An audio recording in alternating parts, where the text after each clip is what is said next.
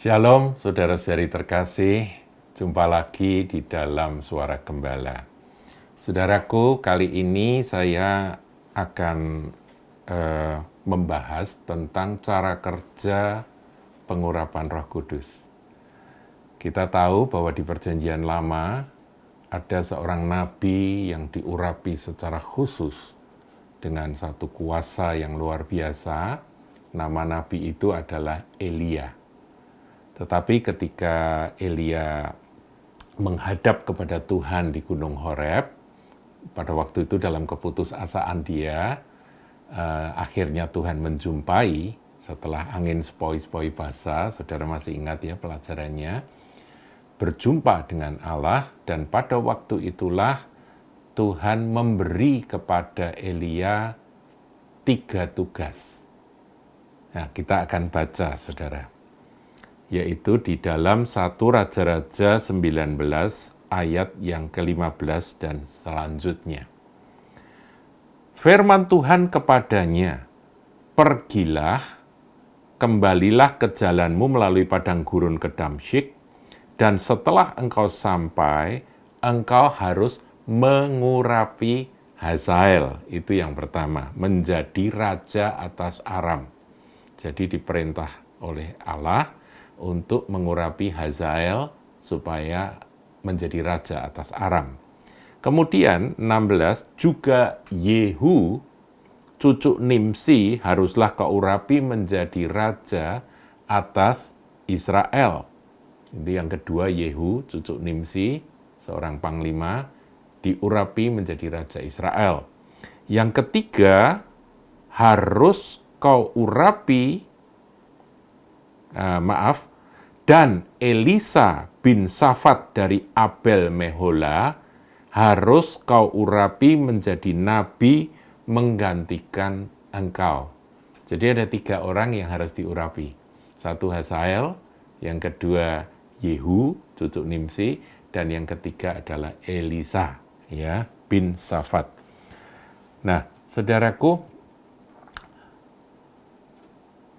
kalau kita baca lebih lanjut dari kisah perjalanan pelayanan Elia, dari ketiga tugas itu yang betul-betul dilaksanakan oleh Elia itu cuma 1, yaitu mengurapi Elisa.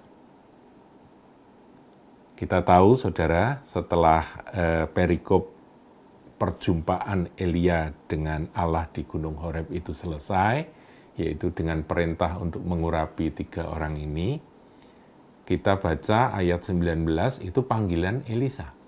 Jadi Elia menemukan seorang anak muda bernama Elisa yang sedang membajak ya dengan 12 ekor lembunya itu. Kemudian dia memanggil Elisa itu dengan melemparkan jubahnya.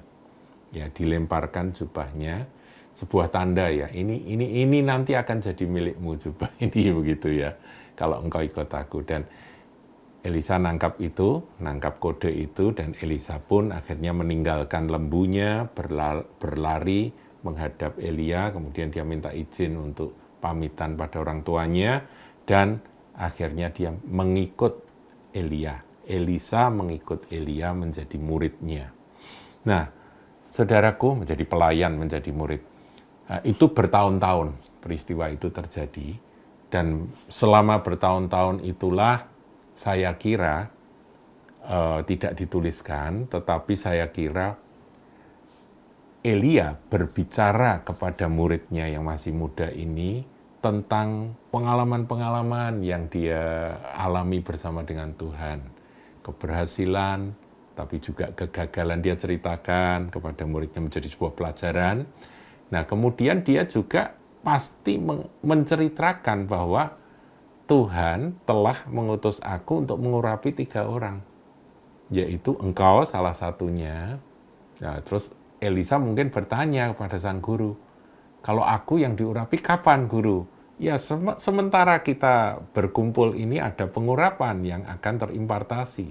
Tapi kapan jubah yang pernah engkau lemparkan itu benar-benar menjadi milikku? Nanti ada waktunya, begitu kira-kira, saudaraku ya. Nah, Tapi tentang dua pribadi, yaitu Hazael dan Yehu cucu Nimsi ini, cuman diceritakan aja bahwa aku juga punya tugas untuk mengurapi Hazael dan mengurapi Yehu selain mengurapi kamu. Ya berlangsung waktu, ya ada peristiwa-peristiwa terjadi, tapi Elia sudah punya calon pengganti, yaitu Elisa. Sampai tiba waktunya, Elia itu akan diangkat oleh Tuhan naik ke surga dalam angin badai. Nah, saudaraku, peristiwa itu tercatat di dalam 2 Raja-Raja yang kedua, Elia naik ke surga. Ini peristiwa dahsyat, saudaraku, yang dicatat di dalam Alkitab. Dan pada waktu itu kita tahu bahwa Elisa yang juga tahu bahwa ini adalah detik-detik penentu di mana Elisa akan menerima warisan jubah dari sang guru, dia nempel terus. Disuruh pisah, disuruh tinggal, nggak mau, dia ikut terus. Sumpah-sumpah dia ikut terus. Nah, sampai benar-benar ketika jemputan itu datang dan dalam angin badai, sang guru ini diangkat ke surga, maka jubah itu pun dilepaskan, dilemparkan menjadi milik Elisa. Elia mewariskan akan jubahnya kepada sang murid, yaitu Elisa. Nah, saudaraku, bagaimana dengan dua tugas yang masih terbengkelai, kan masih belum terselesaikan kan? Nah, di sini kita belajar, saudara, bahwa ternyata dua tugas itu yang menyelesaikan adalah Elisa.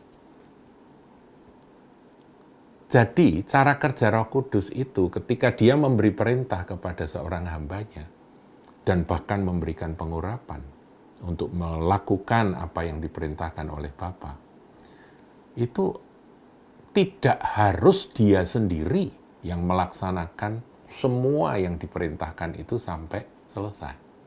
Mungkin dia hanya menyelesaikan sebagian atau menyelesaikan salah satu saja, dan kemudian yang melanjutkan adalah murid yang menerima pengurapan dari dia. Jadi model pengurapan itu seperti pelari ini, saudaraku, lari estafet itu, kalau torch atau tongkatnya itu diserahkan kepada pelari berikutnya, dia istirahat, dia selesai. Nah, pelari berikutnya yang melanjutkan. Tujuannya sama, yaitu mencapai finish. Nah, nanti kita lihat yang menarik, Elisa ketika mengurapi Yehu, itu bukan dia sendiri yang mengurapi. Yang mengurapi adalah salah satu dari nabi muda. Ya, jadi menarik. Nah, khusus mengenai bagaimana caranya Nabi Elisa ini mengurapi Hazael, karena Hazael ini kan bukan orang Israel, bukan umat Tuhan, saudara. Nah, ini juga sebuah pelajaran bahwa raja-raja manapun itu yang menetapkan adalah Tuhan. Sejahat apapun seorang raja, itu kalau bukan Tuhan yang mengizinkan dia menjadi penguasa, itu nggak bisa. Itu menurut firman ini. Nah, kita lihat, saudaraku, ya, bagaimana Hazael itu ketika dia berjumpa dengan Nabi Elisa, pada waktu itu dia bukan siapa-siapa, dia cuma ketemu aja. Jadi nggak ada cerita di mana Elisa mengambil buli-buli berisi minyak, kemudian menuangkan minyak. Nggak ada, saudaraku. Dia cuma bicara saja, karena ini bukan orang Israel. Tapi di situ dikatakan itu juga mengurapi. Artinya menetapkan. Kita lihat dalam 2 Raja-Raja 8, saudara, ayat yang ke-12. Hazael berkata, "Mengapa tuanku menangis?"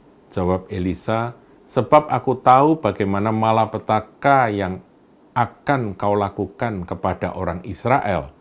Kotanya yang berkubu akan kau campakkan ke dalam api, teruna-terunanya akan kau bunuh. Dengan pedang, bayinya akan kau remukkan, dan perempuannya yang mengandung akan kau belah." Jadi ada satu peristiwa yang mengerikan yang akan dilakukan oleh Hazael. Ini sesuatu yang luar biasa kalau kita baca firman Tuhan, saudaraku, bahwa ternyata penghukuman atas Israel yang karena dosa dari umat Tuhan sendiri, saudaraku ya, kerajaan Israel yang begitu menyakiti hati Tuhan, itu akan dihukumkan, menerima penghukuman melalui seorang raja Aram yang bernama Hazael ini. Nah, Hazael pada waktu itu merasa bahwa dia tidak punya kuasa, tidak punya kekuatan apa-apa. Ayat 13 katakan, sesudah itu berkatalah Hazael, tetapi apakah hambamu ini yang tidak lain dari anjing saja, sehingga ia dapat melakukan hal sehebat itu? Jawab Elisa, Tuhan telah memperlihatkan kepadaku bahwa engkau akan menjadi raja atas Aram. Ya, jadi tugas mengurapi Hazael itu hanya sampai di sini, saudaraku, yaitu dengan Elisa mengucapkan bahwa engkau akan jadi raja. Tidak ada peristiwa tindakan profetik menuang minyak, itu enggak disebut. Tapi ini sudah cukup menyelesaikan akan tugas yang Tuhan berikan kepada sang guru yang tertunda dan dikerjakan oleh sang murid, yaitu Elisa. Jadi cara kerja Roh Kudus gitu, saudaraku. Di Perjanjian Baru juga demikian. Kalau kita menerima tugas dari Tuhan, belum tentu yang mengerjakan kita semuanya. Bisa jadi orang-orang yang akan melanjutkan. Jadi estafet pengurapan itu diserahkan kepada penerus-penerusnya. Nah, kita lihat bahkan ketika Nabi Elisa itu masih aktif, saudaraku ya, dia masih berperan. Ketika pengurapan terhadap Yehu itu dilaksanakan, itu ada di dalam 2 Raja-Raja 9, itu Elisa tidak mengurapi sendiri, meskipun dia bisa. Dia masih bisa mendatangi Yehu, kemudian dia mengurapi, bisa. Tapi tidak demikian. Jadi dalam pelaksanaannya pun tidak mesti orang yang menerima perintah dari, kalau Elisa dari sang guru ya, untuk dia melanjutkan akan perintah Tuhan itu, dia sendiri yang melaksanakan, tidak harus. 9 ayat 1, 2 Raja-Raja 9 ayat 1. Kemudian Nabi Elisa memanggil salah seorang dari rombongan Nabi dan berkata kepadanya, ikatlah pinggangmu, bawalah buli-buli berisi minyak ini dan pergilah ke Ramot Gilead. Apabila engkau sampai di sana, carilah Yehu bin Yosafat bin Nimsi, masuklah, ajak ia bangkit dari tengah-tengah temannya dan bawalah dia ke ruang dalam. Kemudian ambillah buli-buli berisi minyak itu, lalu tuangkan isinya ke atas kepalanya dan katakan, beginilah firman Tuhan, telah kuurapi engkau menjadi raja atas Israel. Sesudah itu bukalah pintu, larilah dan jangan berlambat-lambat. Dan dilaksanakan seperti itu, saudaraku. Yang melakukan siapa? Seorang nabi yang masih muda, saudaraku. Ayat 4 katakan, lalu nabi muda itu pergi ke Ramot Gilead dan melakukan semua yang diperintahkan oleh Elisa. Saudaraku, sebuah pelajaran di Perjanjian Lama ini. Pelajarannya ada 2, saudara ya, yang kita tangkap.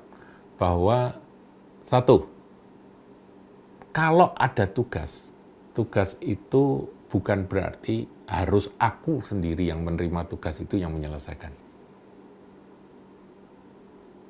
Nah, pertanyaan begini, loh kalau gitu apakah Elia itu sudah melaksanakan dengan tuntas?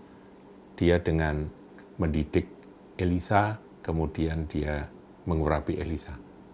Apakah itu dianggap sudah berhasil dengan menyelesaikan 3 tugas itu? Jawabnya, iya. Kalau tidak, saudara, kalau tidak, nggak mungkin dia diangkat ke surga kan? Jadi dia dianggap berhasil. Meskipun perintah Tuhan kepada Elia, urapi 3 orang ini, tapi dia hanya ngurapi 1, yaitu Elisa. Mendidik dan kemudian pada saat terakhir dia melemparkan jubahnya. Nah kemudian Elisa melanjutkan dengan mengurapi Hazael dan juga pakai cara dari gurunya. Bukan aku sendiri, dia panggil nabi muda Urapi Yehu. Saudaraku, ini penting. Karena apa? Karena ini bukan soal si hamba Tuhan. Ini soal pekerjaan Roh Kudus yang harus dilaksanakan. Dan bukan harus orang-orang tertentu saja yang melakukannya. Ini pelajaran pertama. Pelajaran kedua tentang Hazael, saudaraku. Hazael itu raja Aram yang sangat jahat, yang sangat kejam. Kelak ya, dia akan menjadi satu kekuatan yang akan menghancurkan Israel sendiri. Tetapi yang menetapkan dia menjadi raja adalah Tuhan. Jadi sekarang ini kita memandang bahwa pemerintah-pemerintah di dunia ini tidak ada yang tidak ditetapkan oleh Allah. Itulah kebenarannya. Jadi saya berharap saudara nangkap ini dan kita dalam damai sejahtera dan dalam satu ketentraman yang besar, kita mempercayai bahwa Tuhan itu berkuasa, berdaulat, dan dialah yang menentukan segala sesuatu. Tuhan Yesus memberkati.